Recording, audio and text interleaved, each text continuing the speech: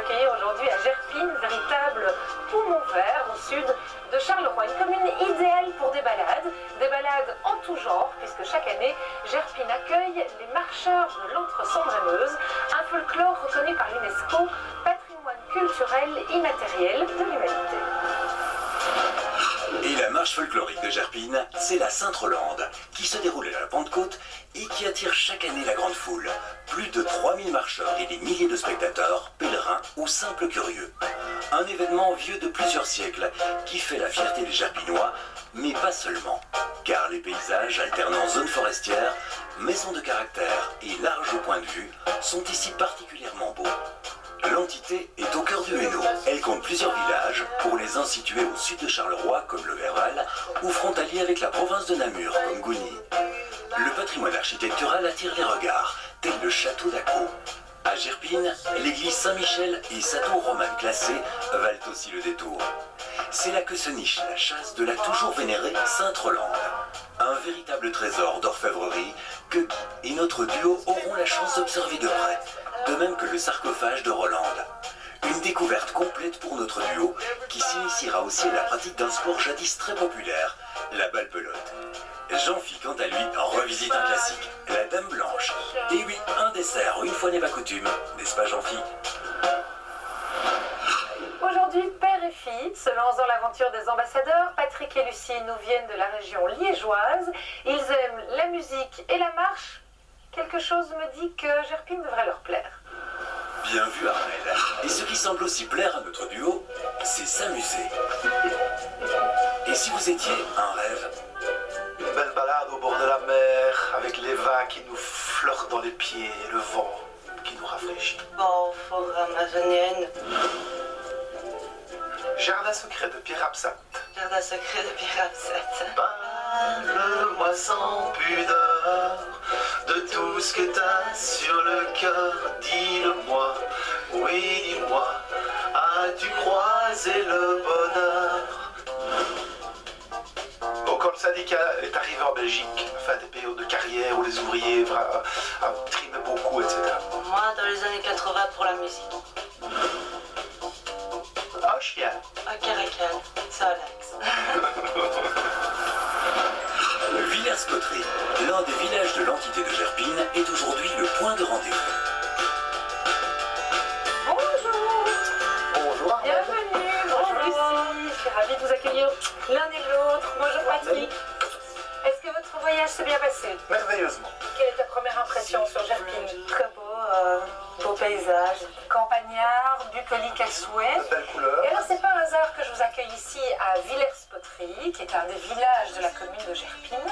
C'est parce qu'il y a un personnage dont vous allez beaucoup entendre parler, qui est décédé ici, je vous rassure, il y a très longtemps, on était en 774.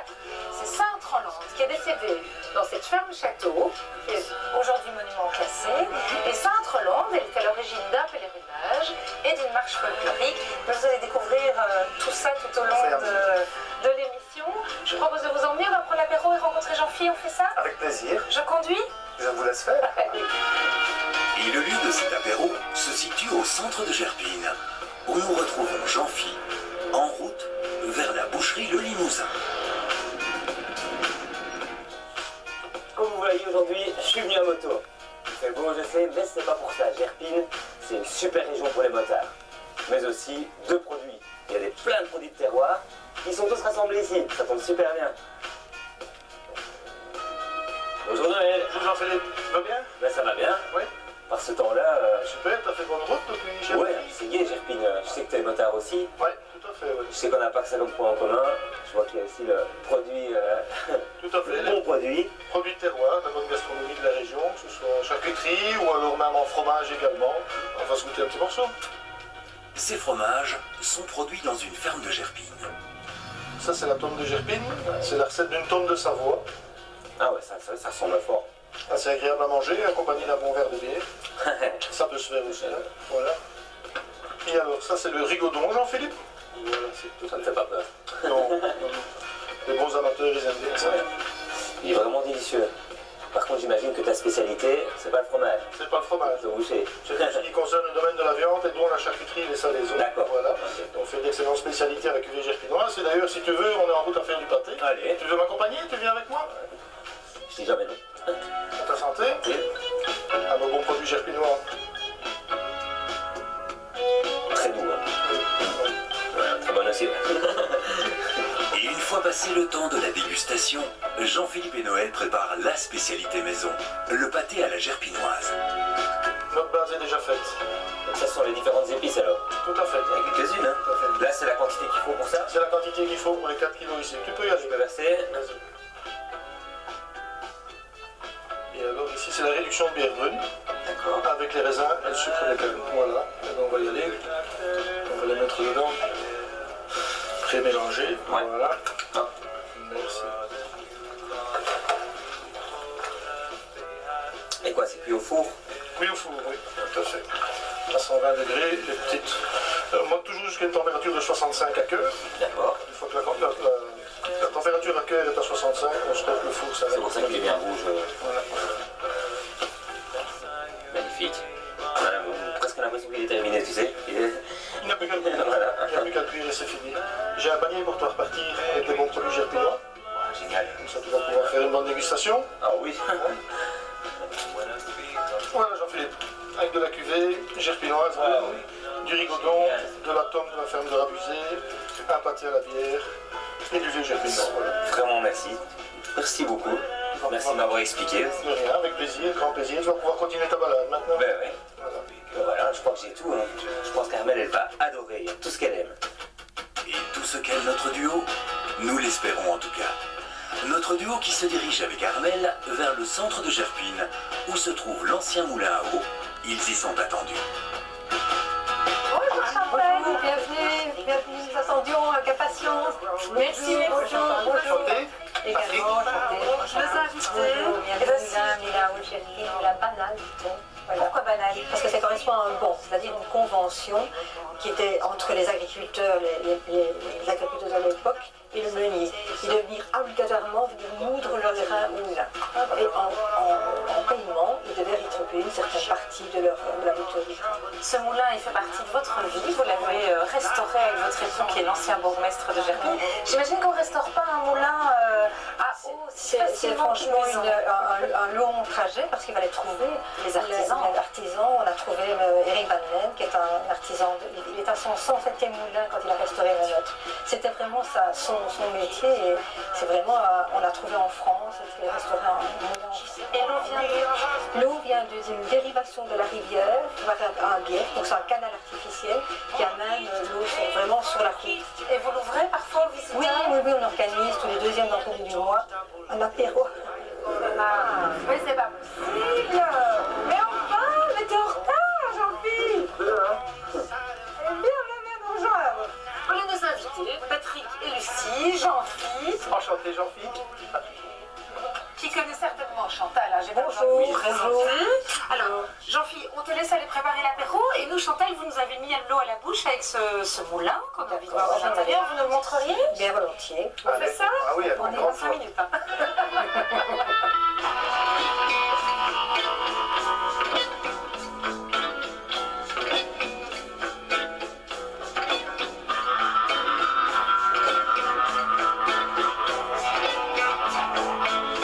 Alors on déclenche la crapaudine, donc la pièce métallique qui est là, elle vient s'enchasser dans les dents du hérisson, et donc le mouvement qui a été créé grâce à la roue a été transmis par l'axe et transmis donc au meule. On aperçoit les meules qui se trouvent à l'étage.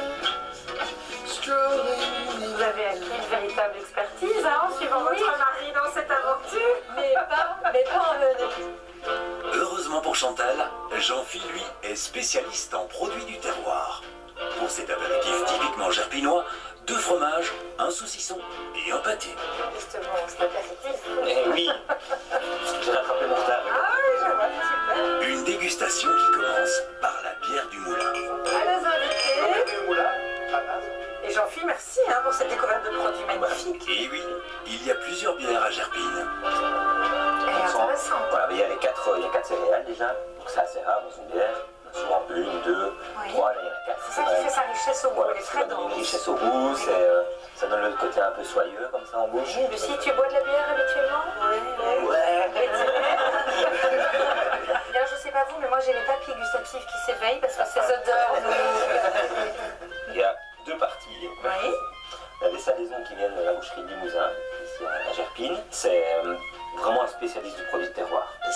agriculteur qui au début faisait boucherie à la ferme. Et maintenant c'est un comptoir de 10 mètres avec... tu vas adorer, tu vas adorer.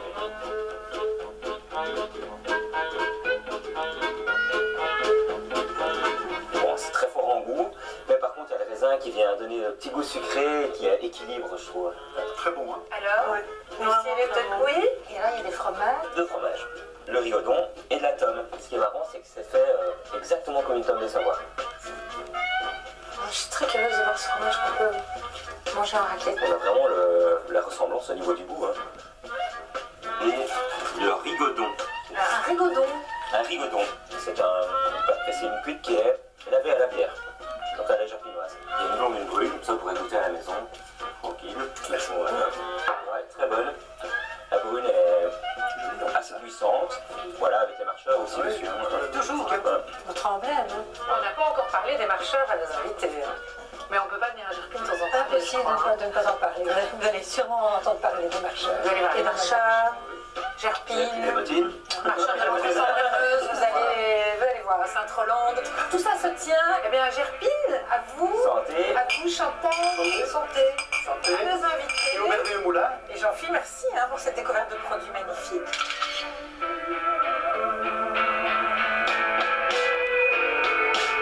Une fois les ventres bien remplis, direction Fromier.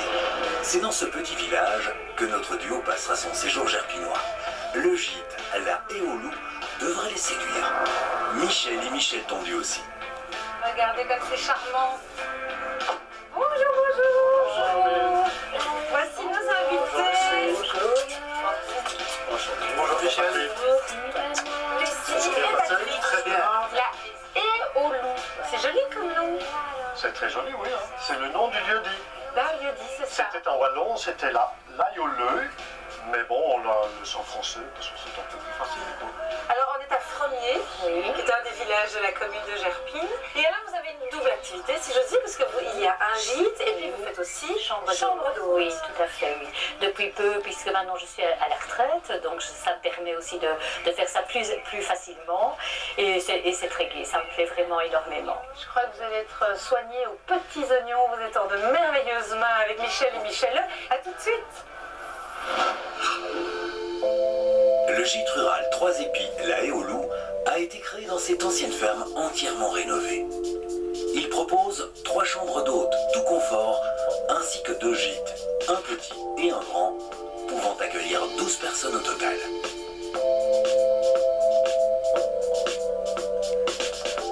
Voici une bonne dizaine d'années que le couple de propriétaires s'est lancé dans cette aventure, où tout est pensé pour le confort des hôtes, qui peuvent aussi profiter des jeux pour enfants, de la piscine chauffée, ouverte à la belle saison, et de la grande terrasse. Ah, alors, cette chambre. Magnifique, confortable, on croirait chez nous. Alors, chacun un vélo, vous êtes d'accord? Allez. Le gîte possède aussi 4 vélos électriques mis à la disposition des hôtes pour découvrir la région. He told me about when his house burned down and he lost everything he owned. He lay asleep for his hopes. They were gonna ask his mother to choose. When he woke up in nothing. Le vélo est assurément un excellent moyen de découvrir Gerpine et ses environs. Now I got Grâce à tous ces champs, ces chemins et ces bois, la commune n'usurpe pas son titre de poumon vert de Charleroi. money's gone. Life carries on and it's like a hole in the head. Oh, no, no.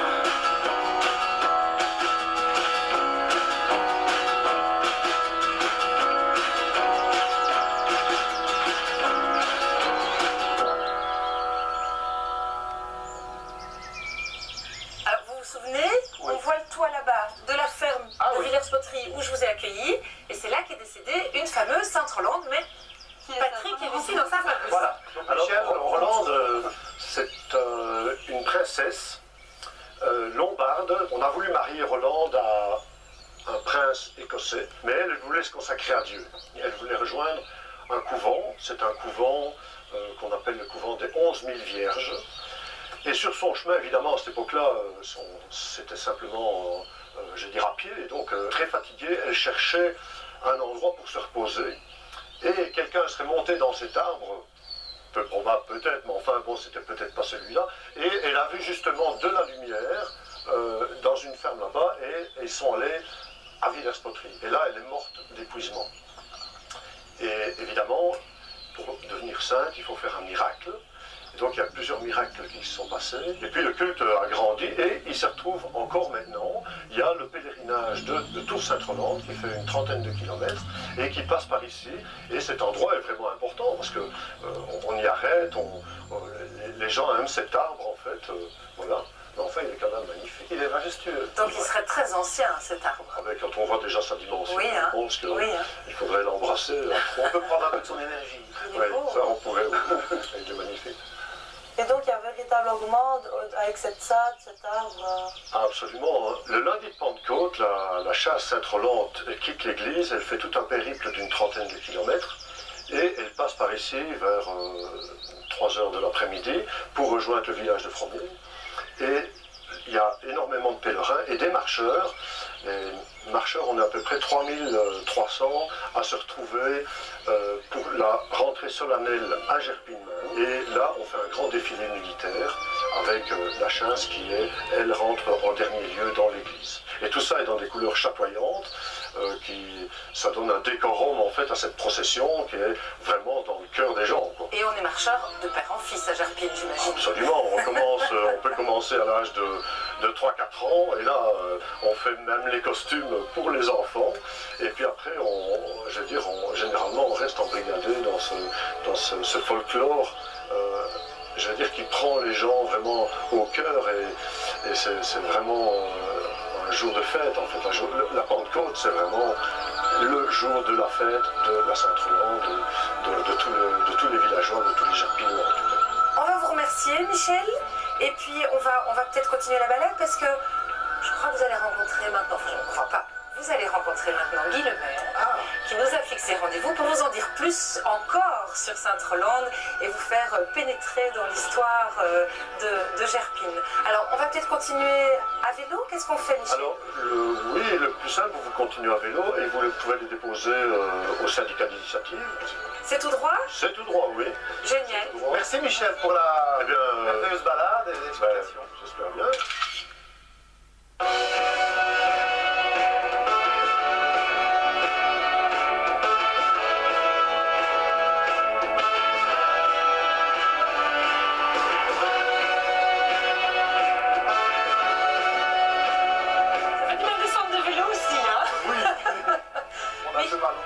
Vous êtes gâtés quand même. Bonjour Guy. Armel. Voici Lucie et Patrick. Et moi, est-ce que j'ai droit à une petite baisse? Pourquoi pas? Tandis qu'Armel s'en va préparer la suite, Guy Lemaire emmène notre duo à la découverte du passé historique de Gerpine. Voilà, c'est un tracé assez particulier, évidemment, et qui évoque bien le côté ancien de Gerpine. On ne va pas remonter au déluge, mais il y a eu une implantation romaine. On a d'ailleurs retrouvé les restes d'une villa romaine. Et puis du début du XIe siècle jusqu'à la Révolution française, Gerpine, c'était comté de Namur. Et on leur avait donné les mêmes droits que les bourgeois de Namur. Et on les surnommait d'ailleurs les bourgeois, les habitants de Gerpine. Sinon, c'était une seigneurie qui dépendait du chapitre des abbesses. C'était les dames, les patronnes ici de Moustier. Voilà.